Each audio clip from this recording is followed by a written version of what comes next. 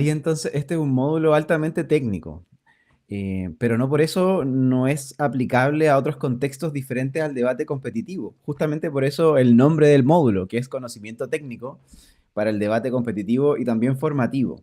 Y esto es súper interesante de darle unos segundos de análisis antes de ir de lleno en el conocimiento técnico. Y es que el debate competitivo se caracteriza por tener un formato, por tener reglas, por tener toda una logística detrás de la organización del debate. Es estructurado, es reglamentado, pero además tiene un propósito y ese propósito es ganar el debate. ¿Sí? Eso lo hace competitivo. Independiente de que estemos en un torneo o independiente de que digamos quién gana, independiente de que pongamos puntos o no, el propósito de esta actividad es ganar, por lo tanto, argumentar de la manera más persuasiva posible, ¿sí? Más allá de lo que pase después con esos resultados.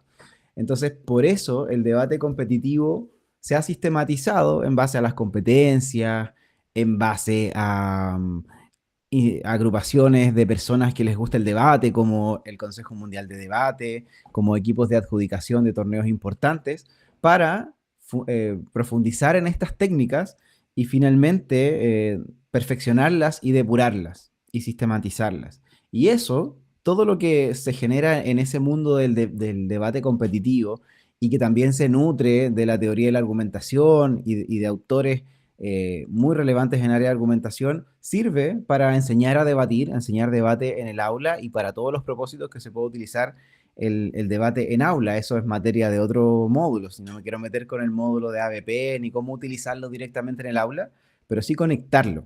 Bien, entonces esa es la gracia de este módulo, que tiene harto concepto, no es un glosario lo que vamos a hacer aquí, pero tiene harto concepto técnico que la idea es entenderlos bien más allá de aprenderse el nombre en latín o aprenderse el nombre en inglés, lo importante es entender cómo son relevantes para hacer mejores debates, ¿sí? Ahora creo que ya vamos de lleno, veo que ya más personas ya se han conectado, así que podemos ir directamente al contenido del módulo. Creo que ya nos conocemos, pero de todas maneras, bueno, contarles un poco que yo hago clases de debate hace harto tiempo, trabajo en distintas instituciones y también he competido, participado mucho en la competencia y como debatiente, como juez y como organizador de torneos de debate desde hace muchos años. Y también me he dedicado mucho a trabajar esta área, el conocimiento técnico para el debate competitivo y formativo en general. Hay manuales de debate, ustedes pueden encontrar directamente en la plataforma el manual de Semude, pueden encontrar el manual de World Schools, vamos a ir subiendo más contenido, por ejemplo, un manual de Karl Popper, que es un tercer formato que también se utiliza mucho, que lo vamos a ver en las siguientes sesiones.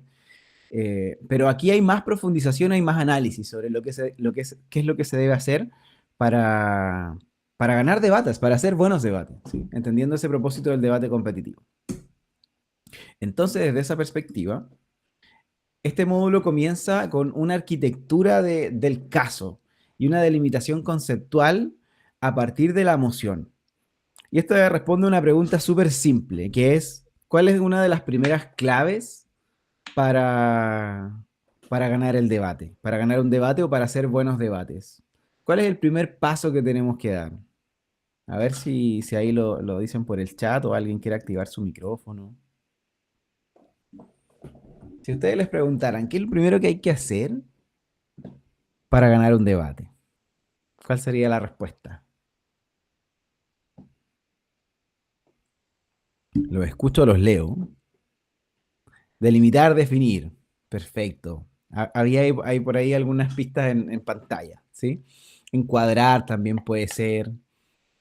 Definir, caracterizar, perfecto. Ponernos de acuerdo, básicamente. Ponernos de acuerdo en qué vamos a debatir. Por eso es importante que este módulo comience desde el análisis de la emoción, porque lo primero que hacemos cuando nos enfrentamos a un debate es conocer la emoción, ¿sí? ¿De qué vamos a tener que debatir? Y la emoción tiene un carácter ontológico en definir qué es el debate, ¿sí? No es una invitación a debatir sobre una temática, no es como vamos a debatir sobre la importancia de la inteligencia artificial, ¿ok? Y ahí veremos si hay posturas a favor, posturas en contra, las personas dan su opinión. No, eso parece ser más un conversatorio o otro acto del habla, pero no un debate.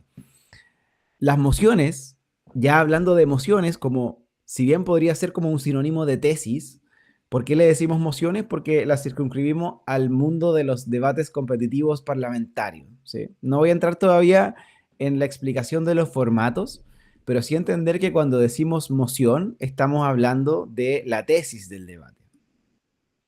Entonces, esta moción determina de manera específica y precisa qué es lo que debería defender el equipo que está a favor, el equipo de gobierno. Voy a empezar a utilizar cada vez más conceptos que provienen de los debates parlamentarios. No solo el parlamentario británico, sino que World Schools también un formato de debate parlamentario, eh, y otros que nacen del parlamentario asiático. Bueno, eso viene después, pero hay un lenguaje que proviene de este tipo de formato. Entonces, mociones es la tesis del debate, es aquello sobre lo que tenemos que definir. La delimita con precisión. Por lo tanto, no es debatir sobre algo, sino que es estar directamente a favor o en contra de la afirmación que establece la moción. Entonces, esa afirmación que establece la moción es la que define de qué se va a debatir, por lo tanto, debe ser interpretada de manera apropiada y estratégica por parte de los equipos. Por eso la importancia que tiene comprender la moción en el debate. Entonces, si no comprendemos la moción, entonces difícilmente vamos a poder ganar ese debate. Tal vez lo ganamos por casualidad, pero no de manera sistemática vamos a ir ganando debates por la vida sin comprender la moción. Debemos dedicarle tiempo. También tenemos que delimitar el espacio de acción del debate, y eso es lo segundo que vamos a trabajar en esta clase. Cómo a partir de la carga de la prueba implícita en la moción, o aquello que la moción establece que yo debería defender siendo el equipo afirmativo, el equipo de gobierno, o el equipo de oposición, o equipo negativo, o cámara alta de gobierno, cámara baja de oposición, el nombre que quieran darle, pero el equipo que tengo que asumir por la determinación aleatoria que se hizo antes de empezar el debate. Entonces, de ese espacio que la moción me invita a debatir, yo voy a hacer un zoom en aquello que me parece más relevante para el debate, y también voy a excluir elementos marginales que no me parece relevante que se centre el debate en ellos, ¿sí? Entonces, el segundo paso es delimitar esta controversia. Y el tercer paso es establecer criterios de qué debería ser considerado persuasivo, qué no debería ser considerado tan persuasivo en el debate, y por qué mi idea de aquello que debería ser más valorado es mejor fundamentada, vale más que la idea que tienen otros equipos. Y en este tercer punto ya empezamos, es como una transición, esto, bueno, lo vamos a profundizar más adelante, pero es una transición entre el mundo de los encuadres, del ponernos de acuerdo, donde todavía no hay argumentos, sino que hay no hay argumentos, sino que hay un acuerdo de esto vamos a debatir y luego debatimos. Entonces, este tercer paso establece como esa transición entre habernos puesto de acuerdo y ya empezar a debatir, ¿sí? Y aquí están las métricas, y eso lo vamos a ver después. Es súper importante entonces, en primer lugar, analizar la emoción, y eso es lo primero que vamos a hacer. Yo ayer tuve un debate en un contexto no de debate, ¿sí? No tenía nada que ver con debate, era un contexto de una clase, de un diplomado que yo estoy tomando, donde nadie practicaba debate, la profesora tampoco, pero se le ocurrió que hiciéramos un debate en base a un libro que estábamos analizando. Es el libro de Frankenstein, o el moderno Prometeo. Entonces nos dice, bueno, ahora vamos, en esta parte de la clase vamos a debatir. Ay, a mí me brillaron los ojos, así, no. Pero dijo, vamos a debatir, vamos a defender a Víctor Frankenstein, y el otro equipo va a atacar a Víctor Frankenstein. Y ya rápidamente los equipos se organizaron, yo ahí me uní en uno de los equipos.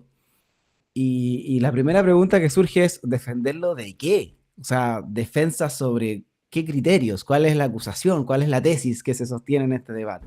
No había tesis, por lo tanto el debate fue muy difícil que se diera en términos comparativos, porque había un problema de base, había un problema de instrucciones, ¿sí? Vamos a defenderlo de qué, cuál es la tesis, qué es lo que vamos a apoyar, qué no vamos a apoyar. Entonces, el debate se dio en términos muy ambiguos, defenderlo de que no era malo, y por otro lado sí era malo, pero ¿en qué? ¿Sí? Entonces, es súper importante para que eso no ocurra, Sobre todo puede pasar con estudiantes más jóvenes que no tienen tanta experiencia tal vez en la argumentación en general, que delimitemos y desarrollemos una buena moción. Les anticipo que en la próxima semana, la semana de trabajo asincrónico, vamos a profundizar en la creación de las mociones, porque es súper importante que ustedes como docentes, como personas que están a cargo de los grupos de debate, puedan conocer de manera muy en profundidad, de manera muy acabada, los criterios para crear buenas mociones de debate. Las mociones tienen que ser balanceadas, tienen que ser profundas, tienen que ser comparativas. Hay una serie de criterios más para poder proponer buenos debates. Y eso es básico para que un torneo funcione bien, para que el debate que hagamos en el aula, en el lenguaje funcione bien, porque muchas veces se nos ocurren temas que son súper interesantes, pero después de unos 5 minutos de análisis los estudiantes nos dicen, profe, es que está muy difícil para nosotros, estaba más fácil para el otro equipo.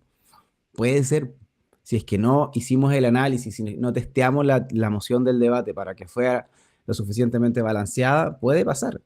Y nosotros queremos medir otras cosas, queremos medir su desempeño argumentativo, queremos medir cómo estos estudiantes pueden aprender sobre los contenidos que se están enseñando en esa asignatura a partir del debate, y no queremos introducir ruido que tenga que ver con una moción mal diseñada, ¿sí? Entonces, vamos a profundizar en eso, y esta es como una introducción, ¿sí? Ahora lo vamos a revisar de manera más general. Entonces, primero, el entender la moción tiene como objetivo definir la carga de la prueba, ¿sí?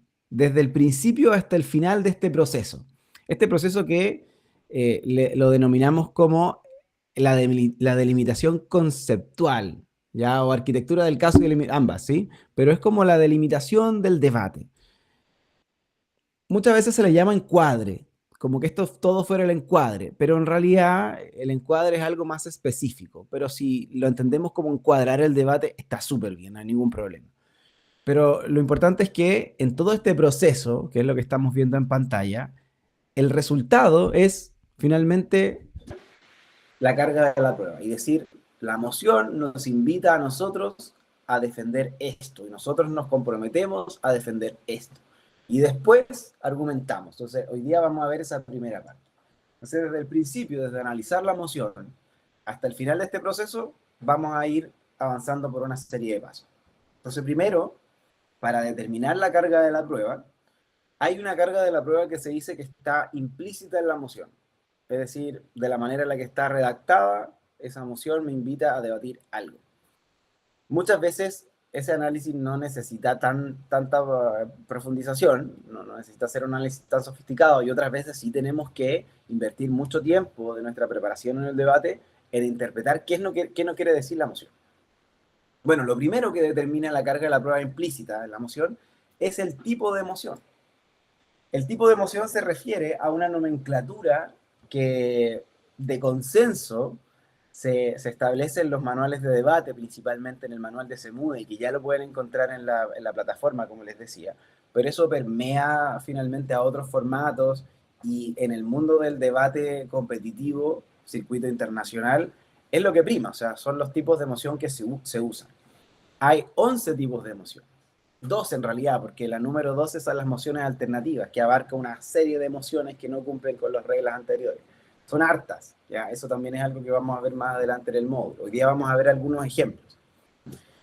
Son hartos tipos de emoción. Muchas veces cuando hago esta clase me dicen, ya, pero profe, ¿cómo tanto si yo conocía solo tres? ¿Sí?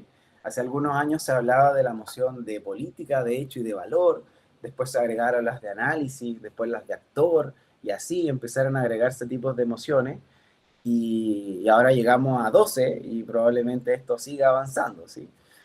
Evolucionando, no es que necesariamente vaya a aumentar la cantidad de emociones, pero sí se está constantemente revisando. Muchas tal vez se pueden consolidar, particularmente las de política, que actualmente hay dos mociones de política que se abarcan de la misma manera, por lo tanto eso claramente es algo que se puede unificar. Bueno, independiente del reglamento, que eso es algo que también ustedes lo pueden revisar directamente en el manual, lo importante es lo que hay detrás de eso, ¿sí? y lo que podemos aplicar para enseñar a nuestros equipos a hacer buenos debates y cómo podemos aplicar también el debate en el aula. Entonces, esta nomenclatura, ¿sí? Cómo está redactada, cuáles son las palabras específicas que utiliza la moción, identifica un poco lo que el equipo de personas que diseñó esta moción, quería que nosotros debatiéramos, ¿sí? Quería que nosotros asumiéramos la carga de diseñar algún proyecto, de establecer alguna política, de evaluar si una afirmación es verdadera o falsa, de asumir la posición de un actor en específico. Bueno, vamos a ver algunos ejemplos para que se entienda mejor, pero el tipo de emoción tiene que ver con cómo está fraseada y también la información previa. Ok, nos detenemos unos segundos en la información previa. Las mociones de debate son afirmaciones del tipo esta casa.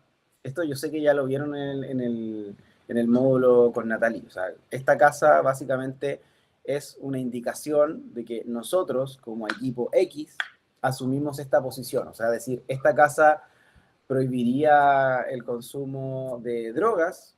Entonces, decir esta casa es lo mismo que decir nosotros, como equipo de gobierno, prohibiríamos el consumo de drogas. Por contraparte, los equipos de oposición dicen, esta casa no legalizaría el consumo de drogas, por lo tanto nosotros no estamos a favor de que se desarrolle esta política, ¿sí? Por lo tanto, no hay mucho que darle vuelta, en realidad es una tradición de los formatos parlamentarios que empiece con esta casa. Podría perfectamente redactarse de otra manera y el debate sería el mismo, sí, pero es una tradición que nos recuerda, estamos en un debate parlamentario, por lo tanto, hay toda una formulación de conceptos que son relevantes, ¿sí? Como que eso es un poco lo que nos recuerda el hecho de que la moción empiece con esta casa.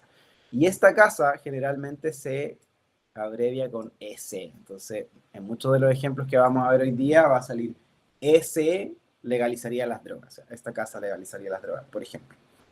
Pero también hay una información previa. Y esta información previa se entrega antes de la moción como un contexto. Esta información previa debe ser asumida como verdadera por parte de los equipos, ¿sí? O sea, lo que se dice ahí es una verdad absoluta para el debate. Si la información previa dice que los seres humanos pueden disparar rayos por los ojos, entonces asumimos para el debate que los seres humanos tienen la capacidad de disparar rayos por los ojos, ¿sí? Y a partir de eso empezamos a construir una argumentación. O también la información previa puede aclarar conceptos. Si es que considero que voy a usar un concepto técnico, por ejemplo, no sé, la OTAN, pero yo sé que mis equipos no saben bien qué es la OTAN y no van a tener tiempo para investigar porque es un formato con improvisación. Entonces yo les puedo en una información previa decir la OTAN es bla, bla, bla y la componen determinados países y sus intereses son básicamente estos. Sin dirigir mucho los argumentos, sino que para que tengan un contexto. O también la información previa puede explicar contextos. Puede decir, por ejemplo, en materia de seguridad, en Chile ha ocurrido últimamente tal cosa. La sensación de seguridad de las personas, se ha aumentado la dotación de carabineros, y como explicar un poco qué ha pasado sobre un tema que queremos que se debata después. Esa es una información previa de contexto. En estos tres casos, como ya les decía, se asume como verdadera, pero por otro lado, las personas que diseñan las mociones van jugando con cuánta información quiero darle a los equipos antes que empiecen a debatir. Si es un debate con improvisación, muchas veces queremos medir su calidad argumentativa y no si sabían de antes qué era la OTAN. Entonces, si yo quiero medir quién se aprendió lo que era la OTAN, no le ponga la información previa. Sobre todo si es un formato con investigación, bueno, es mejor que lo busquen en internet. Pero si no, y en realidad quiero saber cómo ellos pueden analizar las problemáticas internacionales, etcétera, entonces mejor le digo que es la OTAN, porque así pueden debatir en igualdad de condiciones. ¿Sí? Esa es la labor que cumple la información previa. Pero también la información previa, y por eso la marqué aquí como parte del tipo de emoción, establece elementos que pueden determinar el tipo de emoción. Por ejemplo, una emoción de actor es una emoción donde asumimos la perspectiva de una persona o un grupo o una institución en particular. Por ejemplo, esta casa eliminaría el impuesto específico a los combustibles, es una moción desde una perspectiva neutral. Yo tengo que ver cómo yo logro sostener que sería positivo que se elimine el impuesto específico a los combustibles, por ende es una política que yo quiero llevar a cabo de X manera. Esa sería una moción de política. Por otro lado, yo podría decir, esta casa siendo el gobierno de José Antonio Cast o siendo José Antonio Cast directamente con nombre y apellido, eliminaría el impuesto específico a los combustibles. Entonces, ahí ya no, el debate no es desde una perspectiva neutral, sino que es desde la perspectiva del actor que estoy sometiendo a debate. Entonces, ¿qué es lo que le importa, le interesa y le motiva al actor en particular? Termina en transformarse en uno de los criterios más elementales del debate, más importantes. Entonces, eso es lo que más o menos determina una moción de actor. Esto va más adelante en el curso, en el módulo, pero quería explicarlo para poder darles este ejemplo. La moción de actor entonces podría estar redactada como: esta casa, siendo José Antonio Cast, haría tal cosa. Esa es una moción de actor, pura. Pero también la moción de actor podría ser: información previa, 2 puntos. Tú eres José Antonio Cast y saliste, es tu primer año de gobierno, formas parte de tal coalición, etc. Moción: esta casa haría tal cosa. Entonces, la información previa ya te estaba diciendo que tú eres José Antonio Cast. Por lo tanto, es el mismo tipo de moción, tanto si lo dice la información previa como si lo dice el fraseo de la moción directamente. ¿Ya? ¿Se entiende hasta ahora? Si hay dudas, me dicen. Levantan la mano, chat, yo estoy atento a todo. Así que ahí me dicen. Bueno, entonces el tipo de moción, hay muchos, no los voy a explicar todos porque eso nos quitaría toda la clase y viene más adelante. Hay un material muy bueno para eso. Eso determina primero qué es lo que el debate, de qué se debería tratar el debate, qué es lo que se espera que yo argumente. Entonces, si es una moción de política, se espera que yo fundamente los beneficios o perjuicios de una política que se va a llevar a cabo, tengo que explicar un poco el modelo y tengo fiat. Ya, eso yo sé que ya lo hablaron un poco en el módulo anterior, lo vamos a explicar más en detalle también desde la perspectiva de los conceptos técnicos en la siguiente lámina. 2. Interpretación semántica. ¿Qué significan las palabras que contienen la moción? Muy simple. O sea, yo tengo que caracterizarlas, tengo que definirlas, definir las palabras. Y muchas veces, en los debates, sobre todo con improvisación, vale más una caracterización o una definición desde la perspectiva de una persona promedio. O sea, ¿qué es lo que una persona promedio entiende por amor propio? Por ejemplo, más que lo que dice la bibliografía de amor propio, o más que lo que dice un diccionario o una enciclopedia o un ensayo o un paper sobre el amor propio. Porque muchas veces los debates se juzgan desde la perspectiva de una persona promedio. Entonces, estas caracterizaciones no son necesariamente definiciones de libro, en algunos casos sí puede ser relevante, pero en otros casos pueden ser caracterizaciones de lo que creemos que las personas en promedio piensan sobre algo, ¿sí? Entonces, es básicamente determinar qué significado le damos a las palabras que contienen la moción. O sea, qué significa impuesto específico a los combustibles, a qué nos referimos con gobierno, a qué nos referimos con democracia, ¿sí? Esto pueden ser conceptos sustantivos, como por ejemplo democracia, como por ejemplo guerra, pueden ser calificadores o cualificadores evaluativos. La moción puede decir ha hecho más mal que bien o es mejor una cosa que otra. Entonces, ¿qué entendemos por mal? ¿Qué entendemos por bien, mejor, etcétera? Pueden ser cuantificadores o los alcances también. O sea, esta casa cree que todas las personas deberían pagar contribuciones. No sé. Si dice todas, entonces asumimos la carga de la prueba de que todas. ¿Y qué vamos a entender por todas? ¿Sí? Bueno.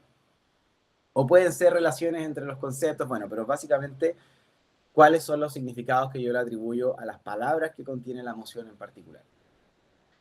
Y en tercer lugar, el encuadre. El encuadre, entonces, me va a incluir cosas en el debate y va a excluir cosas en el debate. Y eso se llama framing in, framing out, también viene en una lámina más adelante. Entonces, yo determino cuáles son los alcances del debate. ¿Qué me parece relevante incluir? A ver, el debate es si se debería aplicar una vacuna X a la población. ok, ya la moción dice todos, y voy a asumir la carga de la prueba de todos, entonces no podrían delimitarlo mucho. Pero si hago un ejercicio de framing in, entonces yo puedo decir sí, todos, pero quiero basar mis argumentos en este grupo en particular que me parece más importante que el resto de los grupos. No estoy excluyendo el resto, también se aplica, pero creo que es más relevante que debatamos sobre este grupo y cómo esto es beneficioso para este grupo. Por otro lado, puedo excluir cosas marginales. Puedo decir, sí, los vamos a vacunar a todos, excepto a las personas que puedan tener objeción de conciencia y que tengan determinada religión, ¿okay? O personas que estén eh, con enfermedades terminales. Entonces voy a eliminar elementos marginales que yo digo, bueno, en realidad debilitan mi caso, pero son marginales, entonces los puedo excluir. ¿Sí? Ya. Y todo eso me va a dar lo que se llama definición del debate. Esta definición del debate no es lo mismo que la definición de los significados de las palabras, y por eso trato de no usar mucho el concepto de definición, sino que caracterización cuando hablo de los significados de las palabras, de la interpretación semántica. Porque la definición del debate es básicamente mi interpretación de la carga de la prueba. Entonces yo me comprometo a demostrar por qué deberíamos aplicar la vacuna a todas las personas de la población, excepto estos casos marginales, porque es importante, en particular para este grupo vulnerable. ¿Sí? Esa es mi definición del debate, con eso me comprometo a fundamentar. Entonces, la definición del debate es básicamente un compromiso de qué es lo que yo voy a aprobar, en base a lo que la moción me dice. Ya, bueno, compromiso, lo escribí horrible. Compromiso, ya. Y eso determina la carga de la prueba principal, que también, como les había dicho, se llama la carga de la prueba implícita en la moción. Este es el mapa. Y aquí, bueno, nos vamos a detener un poquito en este concepto que es el fiat definitorio. Yo sé que hablaron harto de fiat de la semana antepasada, perdón, así que ya tienen alguna idea de qué es el fiat. El fiat es como que se haga, así como que esta palabra en latín que implica que algo se puede hacer. No es la marca de auto, obviamente. Ya lo saben. Así que en este caso vamos a desglosar el concepto y vamos a dividirlos en dos. Hay un fiat definitorio y hay un fiat de modelamiento. Son muy diferentes. Ambos tienen el concepto del fiat, de decir que es un consenso de que esto se puede hacer o de que esto es verdadero para el debate, pero no se aplican siempre a los mismos tipos de emociones. El fiat definitorio se aplica a todas las mociones. Fiat definitorio a todas. El fiat de modelamiento no. El fiat de modelamiento solo a las mociones de política viene en la lámina siguiente. El fiat definitorio es básicamente un consenso de que el primer equipo de gobierno o de proposición, si es que es World Schools, pero básicamente el equipo que está a favor, el primer equipo tiene la potestad de definir el debate. Entonces, este primer equipo va a decir, nosotros entendemos la moción de esta manera, por lo tanto el debate se debería tratar de esto. No de otra interpretación, sino que lo que el primer equipo de gobierno dijo. Digo el primero porque hay algunos formatos que tienen más de un equipo de gobierno, pero bueno, el equipo a favor o el primer equipo a favor si es que hay más de uno. Y ustedes dirían, bueno, pero es injusto, entonces todos tienen que debatir de lo que a ellos se les ocurra. No, porque tiene que ser una definición razonable. Y si no es razonable, entonces pueden impugnar las definiciones. ¿Okay? Pero para que el debate no sea un caos y vamos a estar todo el tiempo poniéndonos de acuerdo, se le entrega esta potestad al primer equipo de gobierno. Y este fiat definitorio, reitero, se aplica a todos los debates, a todos los tipos de emoción. Siempre el primer equipo de gobierno, si es que hay más de uno, tiene esta potestad. Pero como les decía, no es absoluto, no es un cheque en blanco, sino que la definición del debate se puede impugnar. ¿Cómo se pueden impugnar las mociones? Primero, si es que es inconsistente. Esto tiene varias formas de explicarlo, se utilizan varias palabras, por eso yo traté de usar las más generales o tratar de poner dos, por ejemplo aquí la definición ardilla, bueno, esto viene de los consensos de los formatos de debate. Pero básicamente estos son los 4 criterios más importantes. El primero que sea inconsistente, si contradice el sentido evidente del enunciado. Por ejemplo, vamos a debatir sobre si se debe priorizar el acceso a la educación. Yo sé que puede parecer un ejemplo muy extremo, pero pasa. Entonces, queremos ampliar el acceso a la educación y podemos dar tal vez una información previa que indique que hay pocas personas de determinado grupo de la población que acceden a la universidad, por ejemplo. Entonces viene un equipo y le da el significado de acceso como accesibilidad, o sea, que tengamos la posibilidad de que personas con movilidad reducida puedan acceder a los edificios donde están ubicadas las instituciones educativas. ¿Es correcta la definición? Bueno, parece que sí, pero la moción indicaba a través de cómo está redactada o de la información previa que en realidad deberíamos hablar de otra cosa. Obviamente, si es que sabemos que hay una palabra que puede generar este tipo de problemas, el equipo de personas que diseña la moción tiene que encargarse de indicar, ok, estamos hablando de acceso como poder matricularse y no de acceso como poder ingresar físicamente para evitar estos problemas. Pero aún así se nos puede pasar colado alguno, entonces en ese caso, no sé, también está un ejemplo que muchos me decían, ya, pero ¿cómo? Pero yo lo vi, lo vi, de verdad lo vi, que esta casa cree que se debería aumentar la cantidad de carreras en X universidad y el primer gobierno dice que estábamos hablando de carreras de 100 metros planos, cuando evidentemente el debate debería haberse tratado de carreras profesionales. Bueno, en esos casos se puede impugnar y podemos decir esto es inconsistente con el sentido evidente de la moción. Segundo, si es que vamos a restringir injustificadamente. Recuerden que en esta restricción estaba el encuadre, perdón, en esta etapa, para la carga de la prueba estaba el encuadre. Entonces el encuadre es la delimitación. Bueno, si yo saco muchos elementos que ya no son marginales, entonces es impugnable porque no es justo para el debate. Por ejemplo, esta casa desarrollaría un proyecto municipal para mantener las calles libres de basura. Esa es mi moción política. Entonces yo voy a decir, sí, creemos que es importante que las calles estén limpias, por lo tanto apoyamos este proyecto y lo vamos a llevar a cabo en las calles que estén actualmente más libres de basura. Entonces yo quiero limpiar las calles, pero quiero limpiar únicamente las que están más limpias. Entonces, claramente ahí estoy eliminando muchas calles directamente que incluso son más importantes para el debate. Por lo tanto, esa restricción está absolutamente injustificada.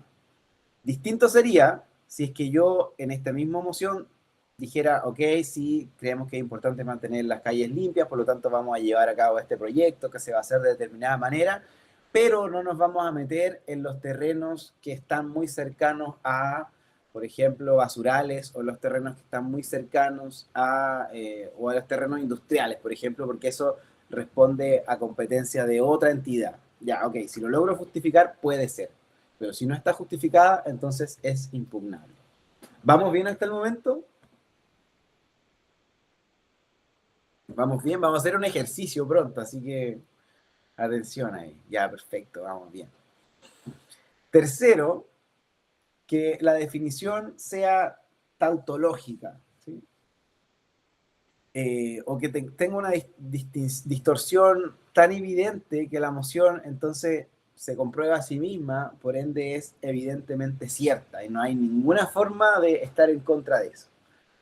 Ejemplo de algún torneo que estuve hace un tiempo. Se deberían apoyar los mensajes, no recuerdo estrictamente a qué grupo de la población se refería, pero no sé, voy a inventar. Se deberían promover los mensajes que presente determinado grupo activista. ¿Sí? Si deberíamos darle tribuna, si deberíamos, no sé, hacer que se amplifiquen más. Entonces, claramente el debate busca que argumentemos por qué sería positivo que más personas de la población les llegara ese mensaje. Entonces, un equipo define de tal manera en que dice sí, queremos que se haga, pero solo los mensajes positivos, los mensajes negativos de este grupo activista no queremos darle cabida.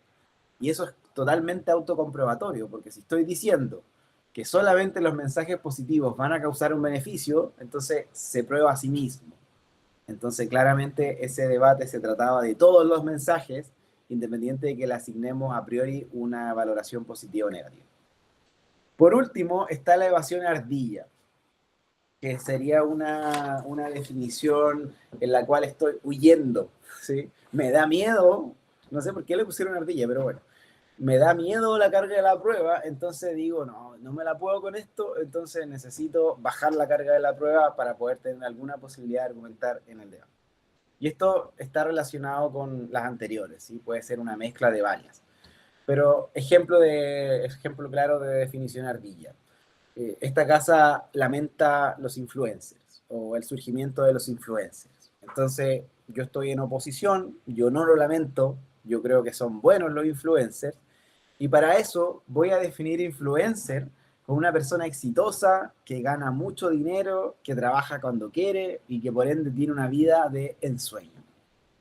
Entonces, como son personas tan buenas y tan geniales, incluso podría agregarle que son éticamente son intachables, no sé.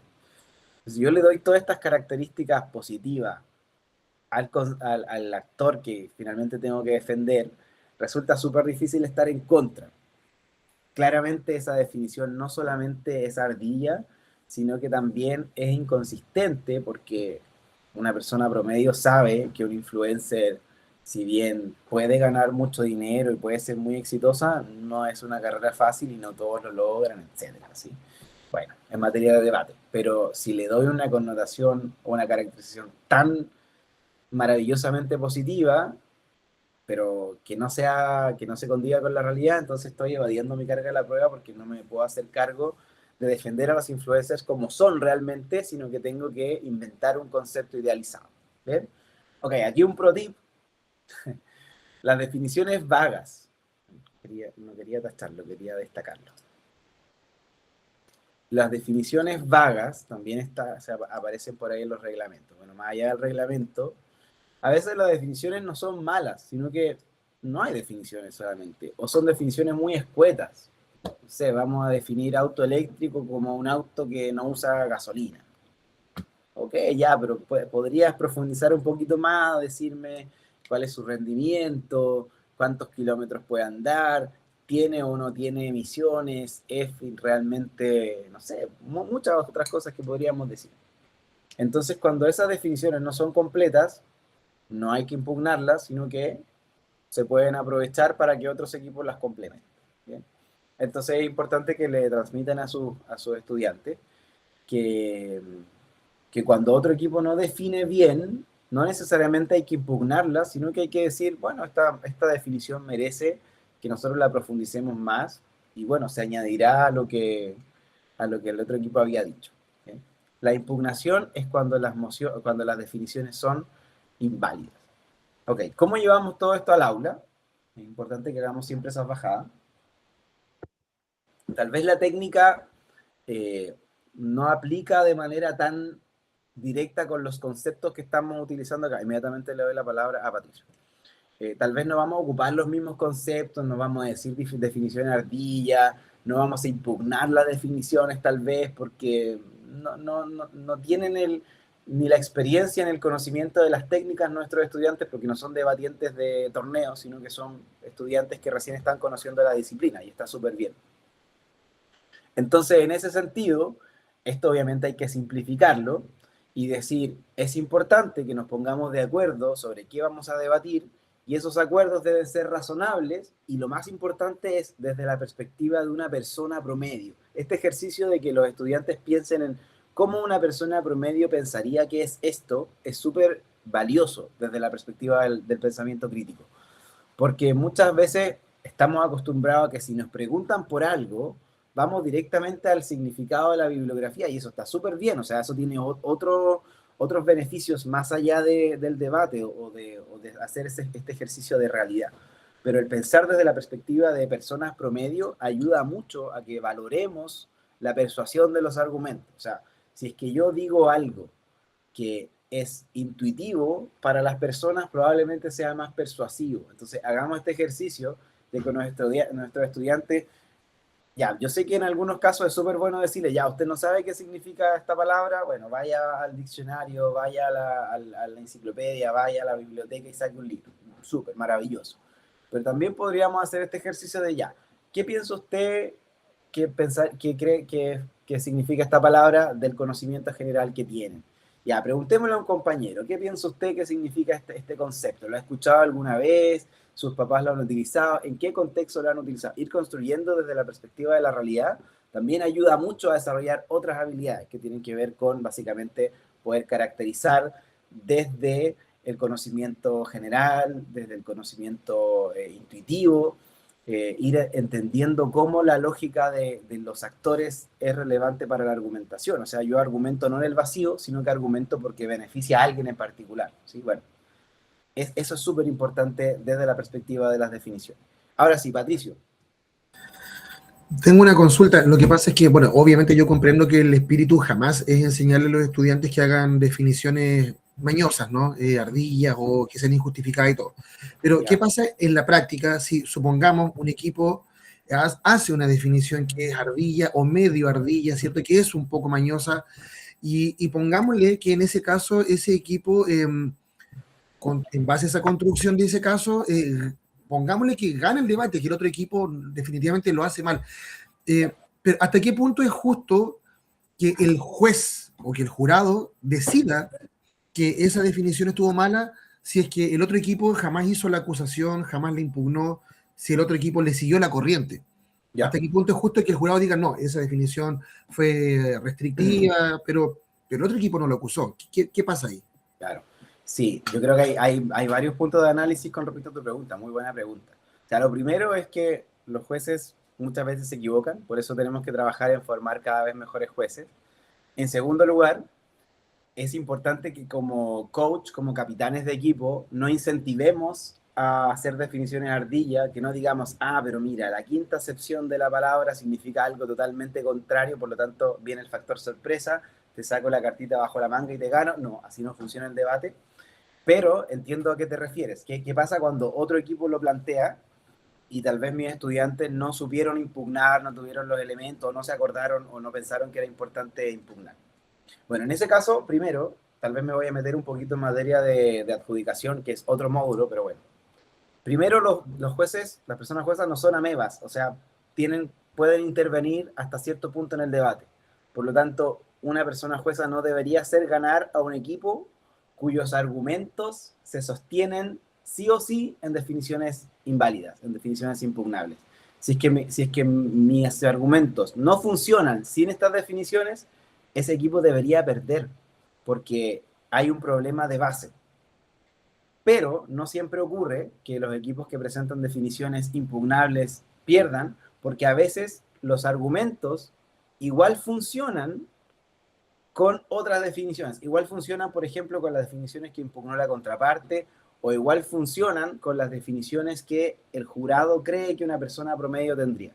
Lo correcto sería en este caso, si las definiciones son impugnables y nadie las impugna, pero yo como juez sé que las definiciones son absolutamente inválidas y que el debate era injusto, yo digo, ok, ¿qué definiría una persona promedio?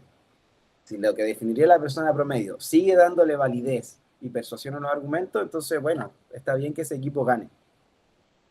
Pero obviamente eso es un caso muy malo, es un caso extremo, porque lo que esperamos es que los equipos puedan hablar sobre las definiciones y puedan ponerse de acuerdo, y que esto no sea materia de la persona jueza que tenga que resolver. Eso es como hacer el trabajo muy difícil a los jueces, y no queremos eso, queremos que los equipos lo resuelvan. Así que igual es importante, ya hice como la bajada al aula, pero si estamos hablando de debates competitivos, es importante que los estudiantes sepan que hay que tener ojo con las definiciones ardilla, inconsistentes, tautológicas. Ahora, voy a agregar otro pro tip que no está aquí. Ahora en la práctica, ¿sí? Que sería como lo que tal vez yo haría o lo que mis estudiantes harían si es que se enfrentan a esto. Uno, impugnar si es que efectivamente estamos seguros que las definiciones son inválidas. Si no, mejor que no, porque puede que el jurado piense distinto. y eso nos quitaría como persuasión a nuestros argumentos si es que planteamos otras definiciones y somos los únicos que estamos debatiendo con estas definiciones y todo el resto está debatiendo con las que ya se habían planteado. Pero en tercer lugar, y que creo que es lo más importante, es que seamos capaces de que nuestros argumentos funcionen con tus definiciones ardilla incluso. Pues eso sería como lo recomendable. Si yo me enfrento a una definición ardilla, la impugno, pero aún así, incluso con tu definición ardilla, te puedo ganar el debate. Eso sería lo recomendable. Bien, seguimos. El encuadre. Ya habíamos hablado un poquito del encuadre, así que ahora voy a avanzar más rápido. Aquí en la imagen se nota claramente, porque estamos haciendo un zoom. Esto no significa, bueno, hablemos del framing in. Esto tiene nombre en inglés, pero da lo mismo. Como ustedes quieran, ahí le puse como centro enfocado, encuadre enfocado, bueno, da lo mismo. Lo importante es que en este fenómeno nosotros vamos a centrar el debate en algo que me parece importante. Ya, no sé, el IFE que se dio en la pandemia. ¿Fue bueno el IFE que se dio en la pandemia? ¿Sí o no? El IFE era para toda la población, bueno, para toda la que cumplía con ciertos requisitos, ya para gran parte de la población mejor para ser más, para tener un mayor ejercicio de realidad. Ya, pero yo no quiero basarme únicamente, o sea, no quiero que el debate se trate de todas las personas porque me parece que es más importante hablar de la clase media, porque la clase media es la que nunca recibió beneficios del Estado y ahora que realmente lo necesitaba porque no podía trabajar, porque X, Y razones, entonces me parece que eso hace realmente valorable el IFE, porque benefició a la clase media, o no sé, o a los grupos más vulnerables de la población. No estoy diciendo que para el resto fue malo, para todos fue bueno, pero me gustaría que el debate se tratara más de esto, porque creo que aquí está el núcleo del debate, ¿sí? Y ese ejercicio es súper bueno, yo se lo recomiendo mucho, porque a veces queremos abarcar todo y queremos decir, sí, es que fue bueno para las personas que trabajan ¿cómo se llama?, en teletrabajo, para las personas que seguían yendo a sus empresas, no, no es necesario. O sea, sí podemos decir que fue bueno para todos, a partir de un enunciado que diga, haga esta aclaración, pero podemos centrarnos en un beneficio que nos parece más importante para el debate. Al final el debate se gana por qué equipo presenta los beneficios o perjuicios o los impactos más persuasivos en el debate. Y si yo logro probar que esto fue bueno para la clase media, tal vez no fue tan bueno para el resto, pero igual fue un poco bueno. Ok, pero si demostré que fue muy bueno para la clase media, entonces tengo un beneficio muy persuasivo. Claro, no, tal vez no voy a ganar el debate solo con eso, pero sí va a ser algo que me va a permitir que en mi caso cobre más relevancia que el resto. Ya. También está el framing out. ¿Qué cosa yo excluyo? Entonces aquí podemos ver que hay unos que están medio borrados. Ya, eso no me gusta, no los quiero. Porque esos son casos donde no me comprometo a probar que funcione. ¿Ya? Y me parece que son tan marginales que no es necesario argumentarlos porque sigue teniendo sentido la política o sigue teniendo sentido mi argumentación. Debería permitirse la eutanasia. Esta casa legalizaría la eutanasia. Sí, pero solo si es que se cumplen muchos requisitos. Bueno, eso claramente sería una definición inválida. Bueno, pero yo puedo excluir algunos casos marginales. ¿Sí? Puedo decir, sí, voy a defender que se debería permitir legalizar la eutanasia, pero hay algunos casos donde creo que no se debería. Por ejemplo, no sé, menores de edad o menores de edad que cumplan ciertos requisitos o personas que no tengan una enfermedad terminal. No sé, ahí podemos ir jugando con esto. Lo importante es fundamentarlo. ¿Sí? ¿Por qué me parece que este caso está fuera del debate y además es marginal? ¿Ya? ¿Se entiende el fenómeno? Perfecto. Eso va centrando la atención a aquello que quiero que sea parte del debate. Ejemplo. Ya, vamos a lo concreto. Ha sido mucha teoría hasta ahora. Moción de política. Esta casa prohibiría los cigarrillos, ya un caso, un ejemplo muy, muy, muy común que probablemente ya está tan trillado que no lo tengan que debatir nunca porque ya nos aburrimos de debatir sobre esto hace 10 años. Bueno, pero para los estudiantes más pequeños no lo han visto, así que maravilloso. Prohibiría los cigarrillos, o prohibiría la comida chatarra, o prohibiría la venta de alimentos con sello en los colegios, o prohibiría los celulares.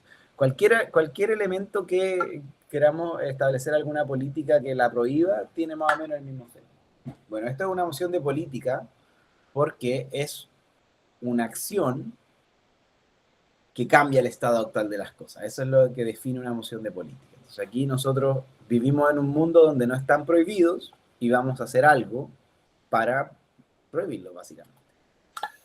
Por lo tanto, la moción de política tiene una carga de la prueba en específico. Esa carga de la prueba es un poco lo que les decía recién. Vamos por todos los pasos que hicimos antes, ¿cierto? Primero el tipo de emoción, ya. Sabemos que es una emoción de política, por lo tanto, tengo que hacer algo, una acción, una política que va a cambiar el estado actual de las cosas. Aquí no hay información previa, así que solamente me quedo con esas palabras. ¿Qué creemos que significa prohibir? A ver, ¿cómo caracterizarían prohibir? A ver qué dice el chat. Ah, bueno, gracias por la aclaración, Natalie. Sí, el IFE era el ingreso familiar de emergencia, sí. Muchas gracias. ¿Cómo caracterizaríamos prohibir? Vetar su venta y consumo. Perfecto, sí, me parece que es una definición que una persona votante informada promedio entendería. Negar que suceda también, ¿sí? Vamos a negar que se pueda vender cigarrillo, que se pueda distribuir de alguna manera, que exista acceso. Sirven las dos. ¿Cómo caracterizaríamos cigarrillos? Por aquí puede estar más, puede ser más clave. ¿Qué es un cigarrillo? Bueno, puede ser tabaco, puede ser otro tipo de planta. Pero bueno, ¿qué pensaría una persona promedio? A ver, voy a leer el chat. Ardillazo sería regular, lo dice Natalie. Claro, porque aquí claramente estamos hablando de prohibir. A ver, buen punto. El equipo de gobierno prohibiría, ya tomemos la definición que nos da Pilar, que fue la primera. Vamos a vetar su venta y consumo. Entonces, podríamos decir ya, sí, entonces ya las personas no van a poder acceder. ¿Qué va a hacer el equipo en contra? Va a decir, no, no lo quiero prohibir, lo quiero regular. Ya, eso está bien, porque va con la carga, o sea, asume la carga de la prueba de no prohibir, pero es algo que se llama líneas blandas, o sea, básicamente estamos defendiendo lo mismo porque a los dos no nos gusta, ¿sí? Y si lo prohíbo, si lo regulo tanto que es tan difícil su acceso, entonces ahí, como dice Natalie muy bien, sería una definición ardilla, pero de la oposición, ¿cierto? Si yo lo prohíbo, si yo lo regulo tanto, no estoy prohibiendo, pero casi estoy prohibiendo, entonces ahí efectivamente es una definición ardilla porque estoy bajando mucho mi nivel de carga de la prueba. Bien, muy bien. Vedar o impedir el uso, ya. Restringir en contexto. ¿Se entendió la diferencia? O sea, en este caso, el debate claramente tiene que ser comparativo. Entonces, una es prohibir, es decir, que no se pueda acceder, y por otro lado es no prohibir, pero tampoco significa que todos tengan acceso. El no prohibir, hay un tremendo, una gama de posibilidades dentro de las cuales no quiero los extremos. O sea, distribución para todos, bien, pero está difícil de sostener que todas las personas, incluso menores de edad, puedan tener acceso a los cigarrillos, no es necesario. Tal vez podría decir que quiero mantener como está el estado actual de las cosas. ¿Sí? Bueno, ya, sigamos. Cigarrillos, podríamos decir que en este caso vamos a hablar de tabacos industriales, o no, no sé, bueno, tabaco, ¿sí? Si quisiéramos hablar de otro tipo de cosas que se fuman, lo hubiéramos puesto directamente ahí en la moción, ¿bien? Listo. Ahí tenemos más o menos una delimitación semántica. Pero además, Gonzalo, ¿sí? perdón, tenés unas manitos levantadas por ahí, parece. Ah, no la vi, gracias por avisarme, te pasaste. No sé Yasna, cuál, la vocera, sí. sí, creo que hay una, veo una sola, Yasna, voy a ver si... Sí, Yasna. Te escucho, Yasna.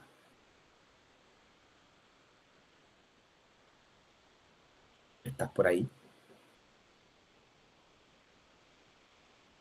Quizás se la activó.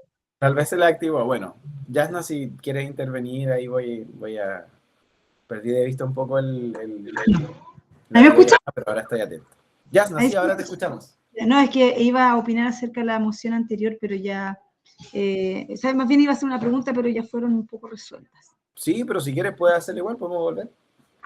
No, es que cuando nosotros, es que estoy muy confundida con muchas cosas que hacíamos en el debate y me doy cuenta que no las estábamos haciendo mal, pero también tenían que ver con algo que bajábamos bastante el nivel cuando trabajamos en séptimo con debate, ¿Ya? que era presentar la tesis, que no la hablábamos como moción, sino como una tesis, una opinión de alguien, ¿cierto? Que tenía que ser fundamentada, pero nosotros inmediatamente partíamos con la definición del concepto clave.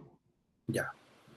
Y creo que las definiciones que hacíamos eran netamente de diccionario y no las mociones, las definiciones que tú nos indicas que sean mucho más propicias para poder dejar más claro cuál es la idea o cuál es el punto del debate. Ya. Sí, a ver, las definiciones de diccionario sirven, por supuesto que sirven. Yo creo que hay que O de hacer algo más. fuentes, ¿Cómo?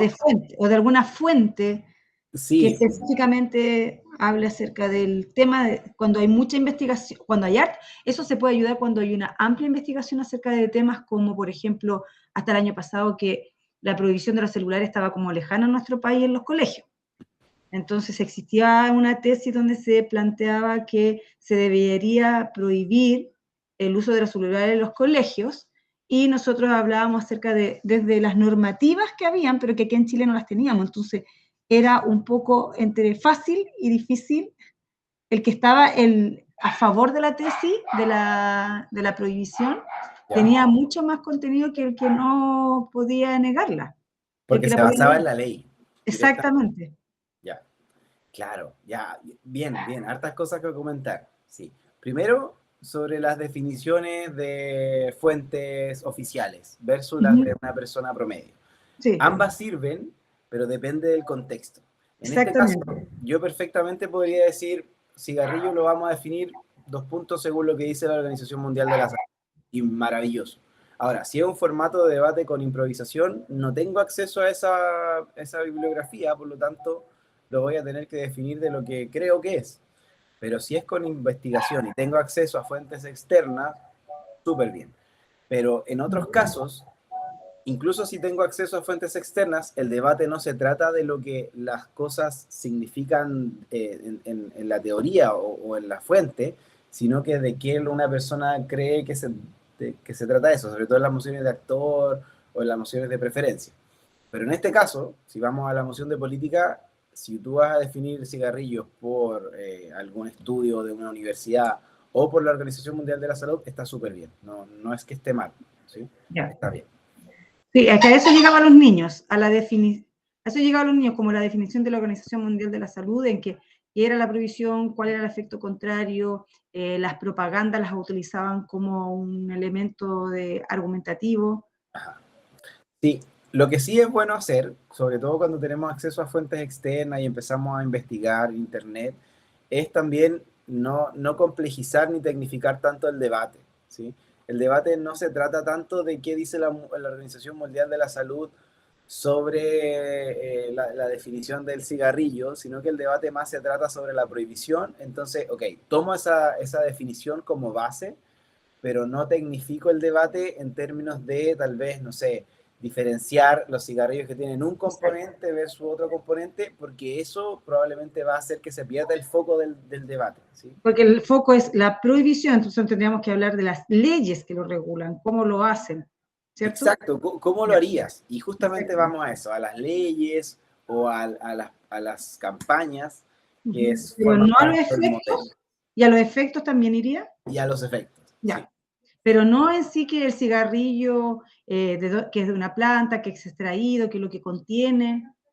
Claro, ¿no? La idea es que el debate no se trate de las definiciones, porque como yo les decía, existe el definitorio y el equipo que está a favor dice, esta es la definición de la Organización Mundial de la Salud, y con esto me quedo. Ahora, también importante, ¿qué pasa si el equipo de gobierno usa la definición que da la Universidad de Oxford y ustedes dicen, no, pero es que en realidad la más importante y la fuente más oficial es la Organización Mundial de la Salud? ¿Qué creen ustedes que pasaría ahí? ¿Le hacemos caso a gobierno o no?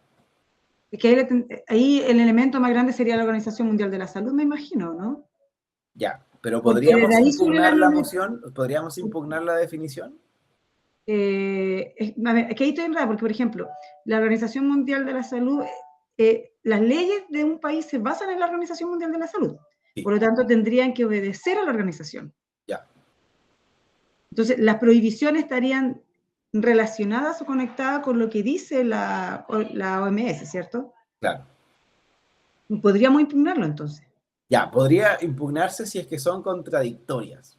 Ya. Pero si no son contradictorias y solamente está más incompleto, ¿Ya? entonces pasaría a lo que decíamos acá de una definición vaga. Porque no Ya. es tan completa la de la Universidad X, sino que es mejor la de la Universidad de Oxford y la puedo complementar.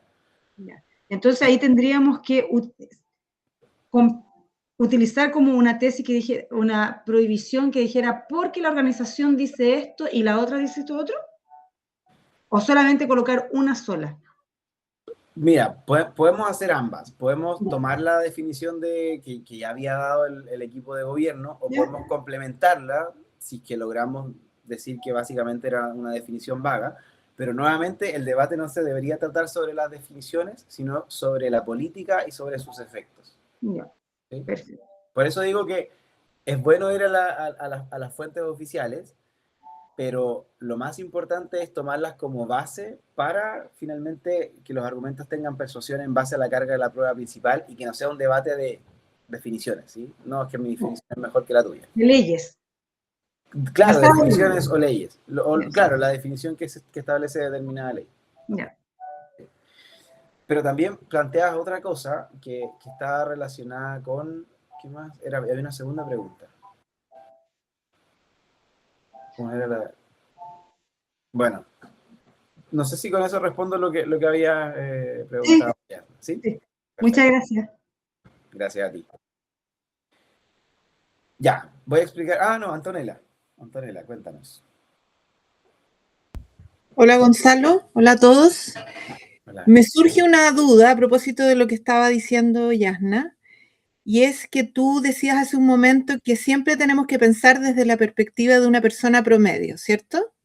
Sí. Entonces, ¿cuándo tú aconsejarías entrar en el tema de buscar definiciones, ya sea de la RAE o de algún organismo que avale un poco la temática que se está conversando? ¿Y cuándo no hacerlo? No sé si se entiende. Sí, sí, muy buena pregunta. Creo que en primer lugar, cuando las definiciones que una persona promedio pueda tener no tienen los alcances técnicos para poder debatir de manera suficiente, es decir, es un concepto que requiere conocimiento específico, por lo tanto una persona promedio no sabe en general de qué se trata, mejor voy a buscar la fuente oficial y debato sobre eso. Creo que eso sería lo primero. O lo segundo, cuando sea contraintuitivo, o sea, por ejemplo, las personas en general creen que una dieta ovo-lacto-vegetariana se trata de tal cosa, pero en realidad, si vamos a la fuente oficial, se trata de otra cosa. Entonces, como cuando no se condice con la percepción general, no se condice con lo que realmente es, podemos ir directamente a la bibliografía. Si no, es mejor quedarnos con una definición de persona votante informada promedio, que puede ser complementada en su modelo o que puede ser complementada en la argumentación como una referencia, un respaldo del argumento, pero que no sea el punto de partida del debate. Ok, ¿Sí? gracias. Ven a Antonella. Daniel.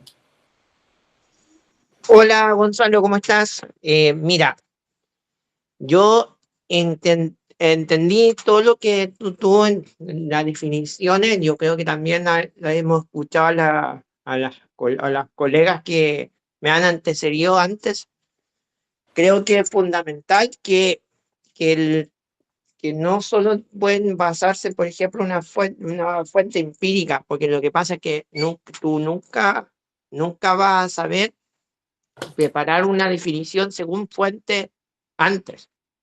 Porque si basamos, por ejemplo, en formato BP y basando la regla general, nosotros tenemos las definiciones, se le dan, las mociones se dan, por ejemplo, mociones políticas o mociones de derecho. En este caso basamos en moción política, por ejemplo, que se dice la bancada, en este caso, como el ejemplo, esta casa prohibiría los cigarrillos, en este caso.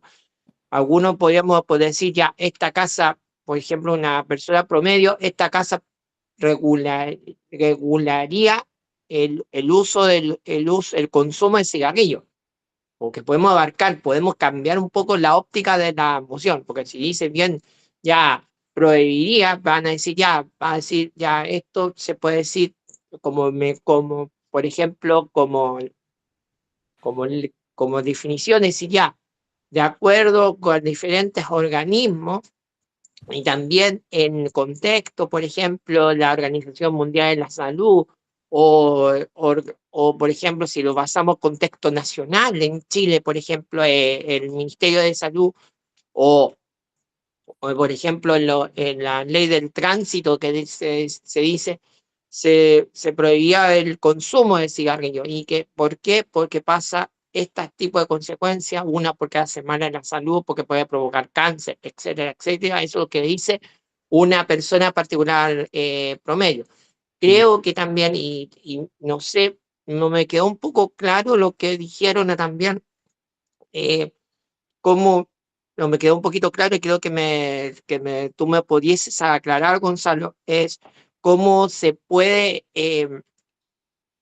enfocar aún más las emociones, por ejemplo, este tipo de emociones, sobre todo cuando estamos trabajando con estudiantes en este caso, cómo se le puede decir a una persona cómo se le puede aterrizar aún más eh, estos tipos de emociones, Gonzalo. Eso. Gracias, Gonzalo. Gracias Daniel. Bueno, ¿cómo trabajar estas emociones? ¿Cómo aterrizarlas? Yo creo que primero el ejercicio de analizar las emociones, lo profundizan más en el módulo con Natalie. Podemos hacer ese ejercicio ahora, pero recuerden que este módulo es más sobre el conocimiento de los conceptos, pero de todas maneras, respondiendo a tu pregunta, Daniel, creo que lo importante es hacer este ejercicio de la perspectiva de una persona votante informada promedio desde el inicio del debate, porque así es como se evalúa finalmente los impactos de los argumentos, si son persuasivos o no para una persona promedio. ¿Por qué digo esto? Tal vez me estoy adelantando a lo que vamos a ver después o a lo que vamos a ver en el módulo de adjudicación, porque las instrucciones de los paneles de jueces en todos los formatos es que no pueden usar su conocimiento específico para evaluar los impactos del debate. Por lo tanto, los jueces son personas, se definen como personas votantes informadas promedio. Son personas que no tienen conocimientos específicos profundos, sino que saben un poco de todo, logran entender razonamientos complejos, ven las noticias, pero no son expertos en ningún fenómeno contingente en particular. Entonces, como los jueces son personas votantes informadas promedio, por eso insisto que es importante hacer este ejercicio desde el principio. Una caracterización o una definición de un concepto puede venir de una fuente oficial y puede ser un concepto que sea de conocimiento específico y que una persona promedio no lo sepa. Entonces, lo que tengo que hacer en el debate es decirle, persona promedio, yo te voy a, no con estas palabras, pero esto es el ejercicio mental que estamos haciendo, persona promedio, yo te voy a explicar lo que significa este concepto que viene de una fuente oficial, que tiene credibilidad y que es relevante para este tema, y en base a esto, y te lo explico de manera simple para que una persona votante informada promedio lo entienda, y con eso debatimos. ¿Sí? Por eso es importante que entiendan que esto no se trata de que siempre es bueno uno, siempre el otro no, sino que esto tiene que ver con qué creo que es persuasivo. A veces es persuasivo definir lo que les decía al principio, amor propio, no por lo que dice una persona experta en un estudio X, porque podemos encontrar lo contrario en el estudio Y, es mejor que no se trate sobre tu autor versus mi autor, sino que se trate de lo que una persona promedio pensaría. Eso resulta más persuasivo. Matías. Pucha, en base a esto mismo, lo que pasa es que, contexto, el fin de semana hubo como una competencia de debate, una ronda cero aquí en Punta Arenas, y llevé a los chicos como a participar. Y claro, pues nos explicaron también como jueces o futuros jueces, si se quiere, de que efectivamente uno tiene que ser considerado como una persona que informada, como promedio, que ve las noticias de repente, cosas por el estilo. Ya, pero en fin, pasó que fue el debate y el debate tenía algo que ver, la moción tenía algo que ver con amor, algo como esta casa lamenta, eso era, esta casa lamenta el auge de la narrativa de que el amor verdadero duele. Esa era la moción. Okay. Y ya fue Parlamento Británico, un chico sale a dar sale a dar, era látigo, si no me equivoco. Bueno, terminó el debate y él como que empezó a dar definiciones como de Platón, como que en un momento citó a Aristóteles, ¿cachai? Y se fue muy en esta, como un discurso muy, muy bonito, pero claro, como que quedamos en los personajes, digamos, históricos, ya filo. Y cuando terminó cuando dieron al ganador, ganó este chico. Ya. Y el juez dijo como que a él le gustaba o él prefería cuando sacaban cosas de su propia cosecha. Entonces se me acercó uno de mis chicos que fue a participar, como entre enojado e indignado, diciéndome como, pero no, esto no puede ser, porque que haya citado a Platón no quiere decir que haya ganado el debate y la cuestión. Entonces, claro, ahora te aprovecho a preguntar como, ¿qué perspectiva tenía el juez? ¿Cómo es correcta, no es Claro. correcta? Ya, perfecto. Oye, está interesante analizar esto porque veo hartos errores. No demos nombres, pero ojo con ese jurado. No, porque primero, a ver, en formato parlamentario británico, recordemos que los látigos, esto viene más, lo vamos a ver más adelante en los formatos, pero lo anticipo, los látigos no pueden dar argumentación nueva.